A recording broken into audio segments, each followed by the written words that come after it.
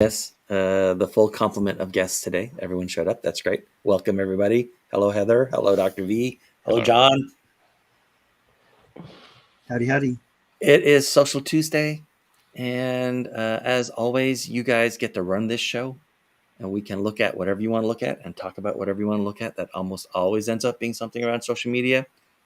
I was just telling John before we went live that a campaign that I had run on LinkedIn, which is sort of an outreach campaign, ended up netting 300 new first level connections. I already had, a few hundred, but 300 new first level connections who are fractional CMOs. That was who I was doing the outreach to.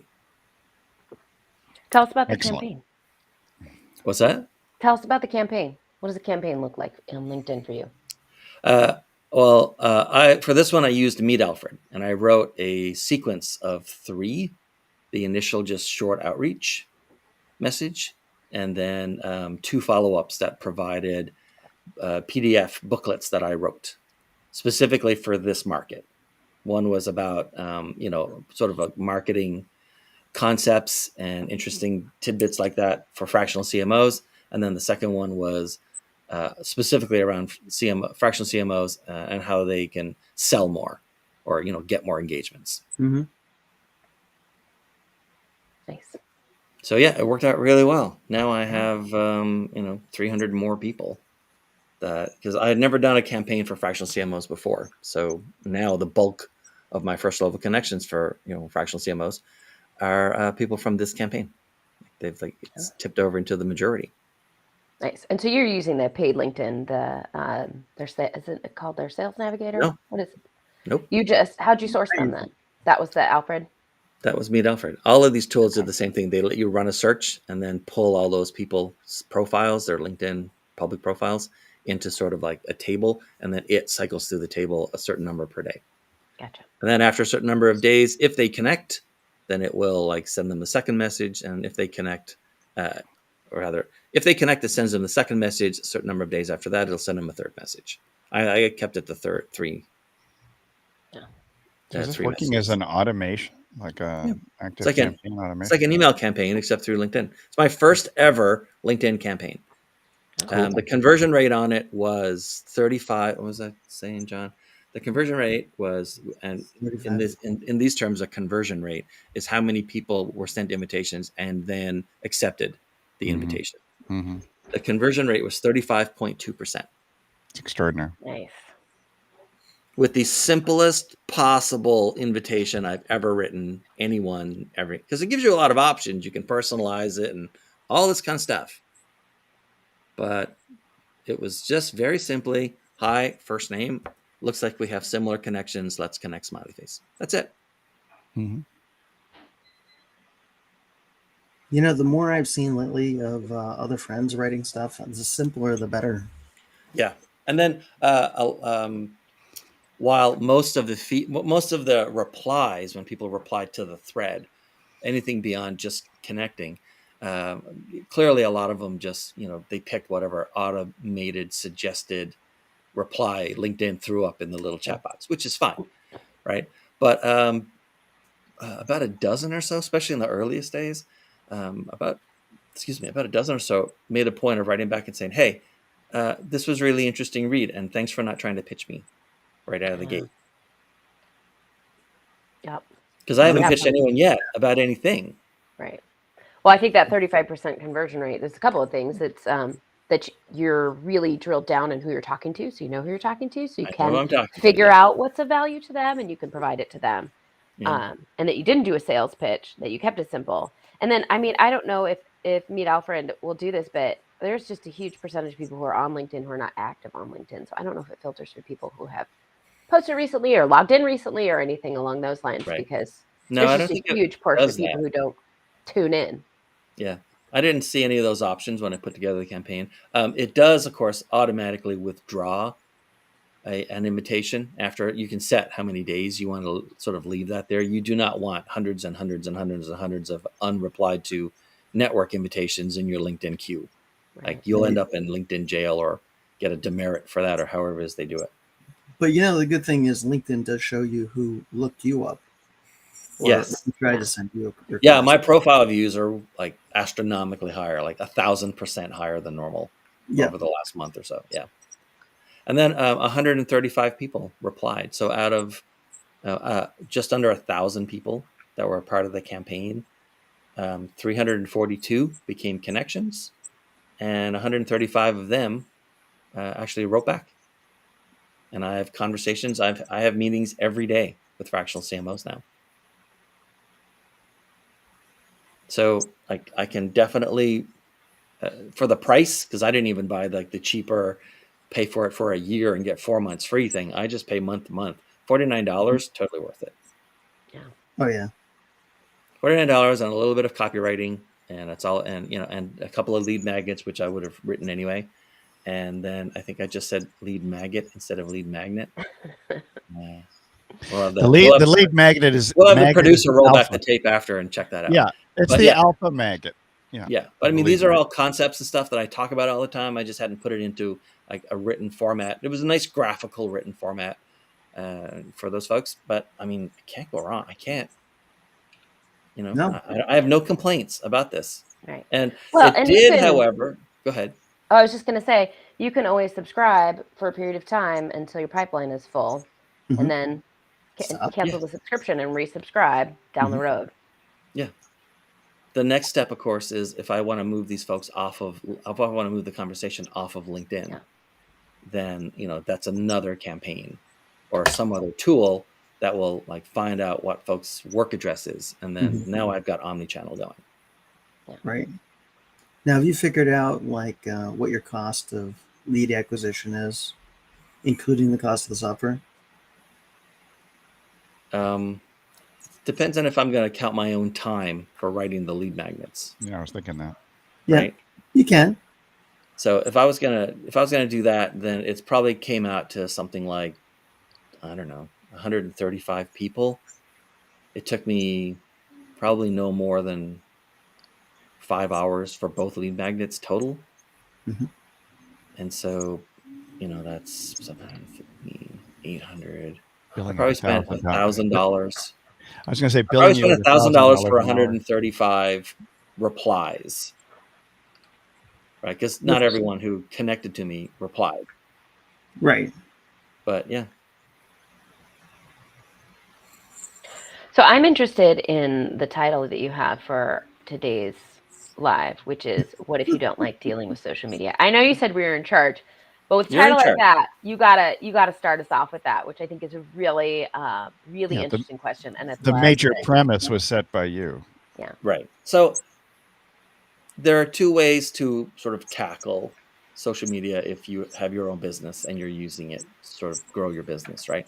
One is you treat it as a content marketing platform, and you're sort of sharing and writing your blog posts on LinkedIn or posting or doing stuff on Instagram or whatever. And then there's using it as a sales tool. But some companies just like, they'll plant a flag, if you know the term, plant a flag. Like you create the account and just have it there so no one else can get your name. But we see this all the time, right? People just plant a flag. We go in, how many posts do they have? Like, I don't know, 4 in the last 3 years. So last time we talked about this, we talked about like what a hypothetical person who was not me, but could have been construed as being me, but technically was not me, hypothetically, would do on that sort of approach, or like, what part of this should be content marketing? What part of it should be like outbound sales and prospecting and that kind of stuff, and what platforms to focus on. And the consensus there was on LinkedIn. And then secondary was Facebook/Instagram. Like you just treat them as one thing, Facebook, Instagram. But then, a lot of people, they just plant a flag and they never do anything. So what, if anything, if you've been dormant for a while, you haven't built an audience, you don't have any followers there. By the way, the other thing, it gets really crazy. I just want to mention one more thing. Speaking of followers and stuff, if I go to my network on LinkedIn and look at it, I have 5,900 and that's weird. 97. So I'm 3 shy of 6,000 first level connections on LinkedIn, which is 100 times my number of Facebook friends. Yeah, how often are you putting content out on Facebook? Does this stream to your? Almost Facebook never. as well? I almost never use Facebook. Until last week, I'd never even really considered it as a place to do anything other than this show goes to Facebook every time we do it. So there's like whatever 50, 60 plus videos now posted on LinkedIn, on Facebook from this show. But what if you don't like dealing with social media? Well, you got to find another way to get customers, to get clients. There's a lot of ways to do it. And what do your connections look like? Are you presenting? Are you doing other kinds of outreach? Are you, depending on what your target market is, do they have a professional association? Can you go that route? Like there's a lot of other ways to go. I think a lot of people get attracted to social media because they imagine that they will scale. But then they don't do the work to scale, but it's that carrot, that like magical, if I just post something and it goes viral, then my whole life will be easy and money will rain down on me. I mean, we don't say that in our heads, but I think that little fantasy is out there. And anytime that happens to somebody, we neglect the 10 years of hard work that came before it and just focus on the day the money rained down. So I think there's a little bit of that appeal. I've run into so many people who are like, well, I have to be on social media. And I'm like, okay, well, which channel and why? And they're like, I have to be on all the channels all the time. And I'm like, what? So there's a little bit of that, like, if I do social media right, the money will rain down. Well, there goes that. I was just thinking of it this morning. By the way, you're at $59.98 now, Dean. I just checked. So somebody either who's watching or no, by actually, the end of this, you'll be at I'm 6. pretty sure it's $59.97 because it was that. If you notice, I had like a slight hesitation before reading the number. It said $59.98, and I refreshed, and it now says $59.97. Oh, they're probably watching this show, and then so either based on what cloud server I hit, the database hasn't been updated yet, or someone just like disconnected me. Someone of the nearly 6,000 I'm connected to just. I'm still at 59. Interesting. Yeah, the more that I think about social media, the more I realize that most people that we talk to when we first get started with them, they just have no real clear idea what their end in mind is. And so if they don't have that end in mind, they just really don't know where to go with it, or how to get started, or what my call to action is going to be, or series of them will be as I move along. And so I don't know, that's like one of the biggest problems that we see. Yeah, well, I mean, starting, if you're straight up, I am big on jump in and just start doing it, right? Like do that, but that's not the end. That's the beginning. That's what is this social media channel? What do other people post? What do posts look like? What does interaction look like, right? I'm big on dive in immediately. There are things you can only learn by experience and by being in there. But if that is step one. That is step one. And then you can have a more educated conversation about what strategy might look like. Because you'll be like, I can never write a tweet, like screw tweets. Like that's not me. I'll never be able to do that. Too short a form or whatever. You learn kind of some of those basic things. Mm-hmm. And then you can have a more informed conversation about strategy and knowing if you're the content provider, what's going to be content you can provide and are willing to spend the time to do. And of course, if you don't want to be on social media, there are other like platforms. I mean, you could argue, for example, like you could be on Pinterest. God only knows why, but some people are actually. Like Neil Schaefer, he's got tons of social media marketing tips and things on Pinterest, which does give him some juice. And but Pinterest really is a visual search engine, not truly social media. Right. So, and then email lists. Some people just put all their effort into email and growing an email list. But you've got podcasts are nice at the top of the funnel too. That's true. But you have to cultivate those emails somewhere, unless you're going to be doing solo ads in other people's emails, or you're going to be renting lists, or God knows what. And those can be super expensive. Oh yeah. Have any of you ever advertised on social media? Facebook ads, LinkedIn ads? Most assuredly. Yeah. What did you advertise, and what did it cost you, and what did you get? I've had kind of mixed results. We tried doing some new ads lately, and they weren't quite as effective as. That's for what? Like, what is you're trying to attract people to do? It's for an opt-in that we have on video. It's to download a video cheat sheet. Yep, sure, video cheat Oh, sheet. okay. So it's a lead magnet, like a traditional Yeah. kind of lead magnet. Yeah. Okay. Yep. A one-pager. I mean, yeah. We had a comment from Kat that talked about Pinterest being a search engine, which I think both Pinterest is a search engine and is overlooked all of the time, depending on what you're selling. Yep. And then YouTube is the second largest search engine ever. So I didn't, just kind of had one day where I saw that and I was like, yeah, I better put something out there. Like I better start thinking about that long term on what that looks like. So do you connect your YouTube channel to this show? Yeah. Okay, that's good. So you're getting something there. It's like your Facebook right now. It's like things are being sent there regularly. Yeah, Attention is not currently paid. Right. But it's because it's a click of a button, right? Now I'll have a library of things and when I'm ready and can put the time into it, I can jump in.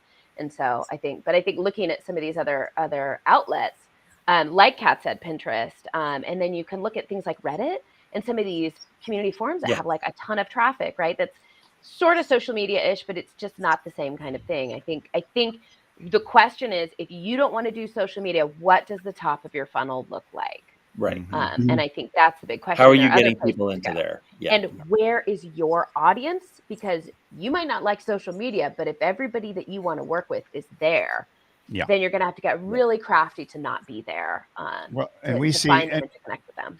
And with John, our mutual project, John and I, we see, for example, RV Business Builders. So for the RVers, they're on there in multiple Facebook groups to the tune of 28,000. John was telling me that the Family Motor Coach Association, was 12 million members or something like that. And so these people do hang out there. 12 million total, but I think but not on Facebook. I think the association, like my number on my vehicle right now is like 4 million something.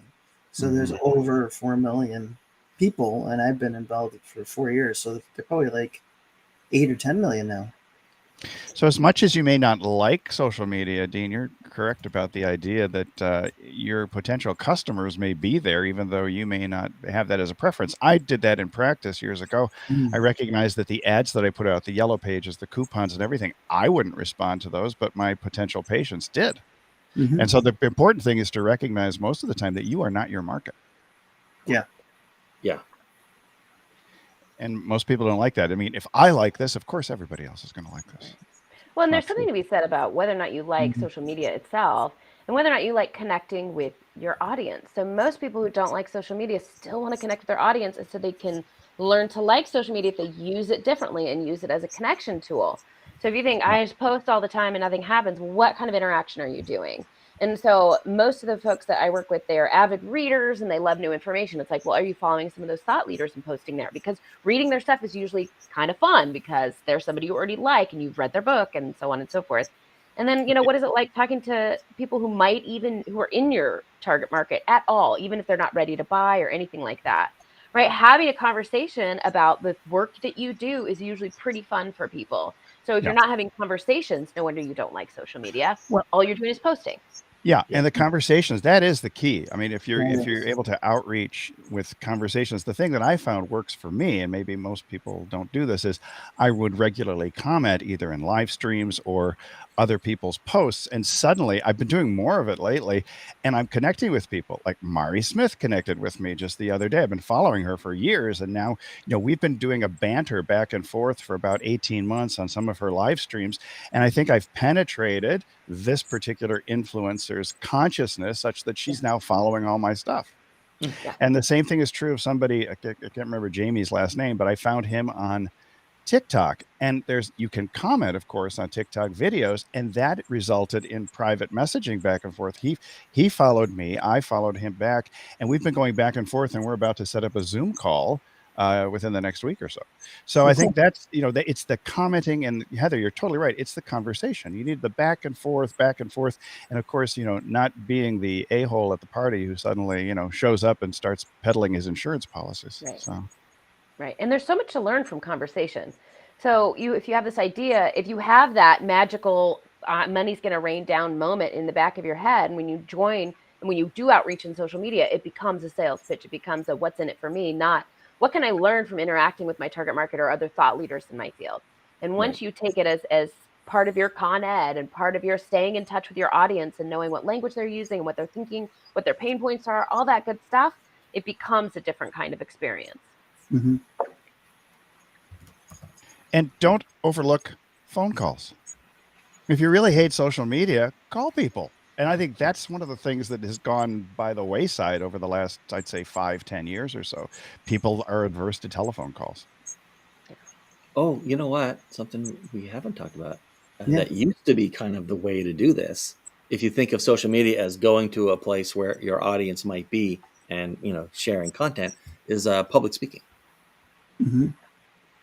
which we haven't talked about Presentations yet. of all kinds are great top of funnel. And like I said, like if there's a professional association or a group, something like that, that's great top of funnel. And you can lead, typically I would, recommend to my folks, have a lead magnet that specifically for that group, and that puts them on your email list and then in your nurture sequence, and you can skip the social media piece Or of that. go to live events, because live events are becoming more prevalent and more popular. And you don't necessarily have to rent a booth at a convention or a summit. You can just show up in the lobby and start connecting with people if you're interested in connecting with those people, colleagues or contemporaries.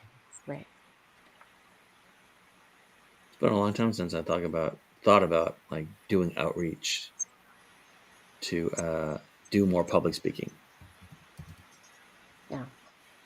I guess. Well, it's easier than ever because in person is great, but virtual is really at everyone's fingertips for sure. Mm-hmm. But you can't match the deals at the bar. It's true, but you know what? You can use your own bar, which is always open. Always open. Deals at the bar? What? Well, because people, some of the best conversations at any event that I've been to, whether it's in Vegas or Manhattan or whatever, is after the keynote speakers are done and after a session is out and you're meeting somebody, say 4 or 5, 10 o'clock at night at the bar, that's where you really start to connect with people and have these deep conversations that will create long-lasting friendships as well as collaborative efforts. Yeah, social lubricant. A lot of people are really uncomfortable with speaking. I've gone to a bunch of virtual events where they'll do breakout rooms and people will just not show up to that. So I really or they're completely silent during the entire breakout room. Yeah, it's just, I mean, it's a skill, right? It's a skill to be able to start and have a conversation with a stranger. And so I've gone to a bunch of those because I have practiced, because I was shy growing up and was like, I'm not going to be able to function in the world if I don't learn this skill. Mm-hmm. So I go to all of them, of course, because that's why I'm at an event and the whole thing. And there's just nobody there. A couple of different times I've just sat there with the organizer and been like, yeah, people don't do this, do they? Like, they just don't. And they're coming to a virtual conference, so they don't have to interact. However, it's not that they don't want to interact. It's that they're really uncomfortable with it. And face-to-face is difficult. But if you reach out virtually, so chats and, in other ways like that, I think there's a welcomeness to that for sure. And it helps them feel engaged with the conference itself. But to get people to put their face out there and meet with somebody, I mean, that makes it high on a lot of people's phobia lists. Mm-hmm. Yeah, I was extraordinarily shy as a kid. I mean, painfully so. I wouldn't even ask questions in classes and stuff. And it was the process really of doing videos live. Actually, know what it really was. I was always taught, don't talk to strangers, stranger danger, even way back in the 60s or so. And the problem is when I opened my practice and hung up my shingle, every new patient was a stranger. So talk about cognitive dissonance. You had to get over it because otherwise you're out of business. So. Right. But when you're in that setting, so my parents both are in the medical profession and are total introverts and they can talk to strangers. Okay. They've had enough years on the planet, but you are we're in roles and it's really clear what we're going to talk about. And you have all the knowledge because you're the practitioner, right? And that other person is there and they have, it's not their office. It's not something they do 1,000 times a day. Right. So it's fantastic. And it starts to break that ice. But I think putting two people on equal footing, not knowing what to say, not knowing what to do is a different situation. Yeah. I mean, I'll give you the most interesting example. Prior to opening my practice many years ago, I had a practice management consultant who basically had me go out door to door in the neighborhood, introducing myself to people. And I had never done door to door sales. I didn't like candy sales or all these other things that they make you do in grade school and high school. And I think that was the most painful experience was, having a door slammed in your face and things like that. But out of that pain grew the notion that maybe, it's a numbers game and X number of people are going to actually carry on a conversation with me. And so that experience actually made everything else easy, especially, virtual events and everything else like that. Although I will tell you that the whole concept of doing video was alien to me, such that because my wife said, she looked at some of my videos where I would do 30, 35 takes for a single, 8-minute video. And she says, you really suck on video. Yeah. And so it was through doing live streams, and particularly live streams with John starting back in March of 2020, that got me out of that horrific kind of frozen, inanimate type of, I'm wearing my white coat and I got my stethoscope on. Yeah. That's the most inauthentic, horrible, bland, brand X type of thing you can imagine, because there's no differentiation. If you can't show your personality, and I think a lot of people are just afraid to be vulnerable, to be able to show who they are and to make a mistake. And I make tons of mistakes now. And Heather's right. You just have to play on social media before you start making some grandiose plan. Right. Yeah. Most people just don't, we just don't think people have an interest in what we have to say. And it's totally false. It's just stuck in here someplace. Because they do. They're totally interested in what you have to say. There's always some common ground you'll find with different people. Well, that's the thing about the internet, right? You don't need to find a deep audience. You just need to find, you can have a very thin audience because it's spread all over the world. But it's always good to go deep. Go deep, then go wide, maybe. There you go. So I guess there are no new things to do. Oh, wait, that's not true. There is sort of one new thing to do, although it's so new, I'm not sure anyone can make use of it yet. I was going to say, all the stuff about, if you don't want to be on social media or invest in it, all of those methods were old methods, right? Public speaking, phone calls, door-to-door, and all that kind of stuff. And then probably the newest one is just setting up some sort of presence in the metaverse. But that's so new that, no one really even knows the rules. That's Web 3. Right now we're on Web 2.5. We're kind of just dipping our toes into the metaverse. Yeah. So say what you mean when you talk about metaverse and Web 3. Because I've read so much on it and nobody can explain it to me. You have 3 minutes. But imagine that you just have online meeting places where to not talk about the technology and how it's distributed and why you're sort of looking at an edge computing infrastructure to make that at all usable. But you can essentially think of it as just an online meeting place, and no one is sort of set up the right. There used to be something called Second Life, if you remember what Second Life was. Yeah.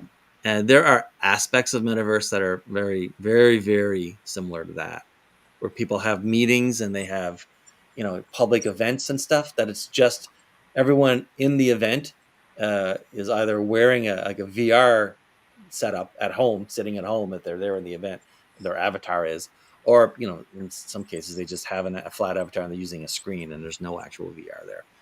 But like I said, that's so new that it hasn't even really stabilized or become, there are no best practices yet for what or how to do anything in the metaverse. Yeah, it's total experimentation right now. So everything we have around social media and not using it is either quite old and has been around forever, or is so new that it's really not much of an option yet. But social media basically is just, using media to be social with people and carry on conversations. So you just find the platform with which you're most comfortable, and then master that one before you start trying to be omnipresent, on 12 different channels.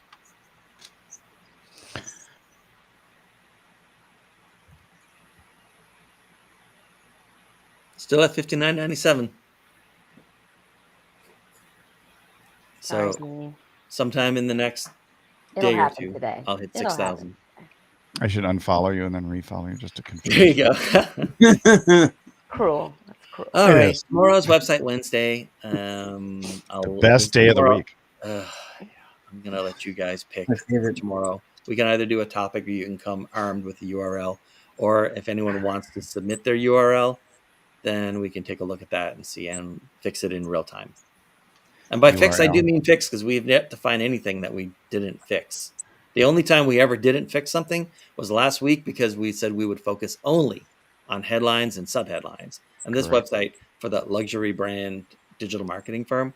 What were they called? Whatever they were called. They were good. Their headlines were good. The copy needed work, but I wasn't going to break the rule and start fixing the copy. That bouncing private jet was on. It's worth seeing that replay. Dean, what would happen if we took a look at your profile? When's the last time you looked at your profile? Do you look every day?